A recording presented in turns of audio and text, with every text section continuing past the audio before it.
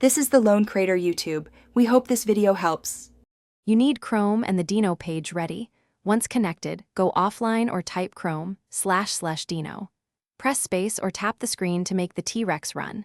You do this because the game only appears when Chrome can't load a page, so forcing the offline state shows the dinosaur. Now focus on timing. Short taps jump small obstacles, longer holds clear cacti and small gaps. Keep your eyes ahead, anticipation beats reaction. Once the game starts, train a rhythm. Press space for a quick jump, or hold space for higher arcs when you see closely spaced cacti. Use down arrow to duck under low-flying pterodactyls. You'll switch between jumping and ducking as speed rises. Make sure to watch the horizon for pattern repetition, because the same sequences repeat with increasing velocity. Practice short sessions to learn timing, and slowly push your high score by surviving longer runs. To finish and restart runs fast, press space after collision to retry. Alternatively, refresh the page or close and reopen Chrome//Dino.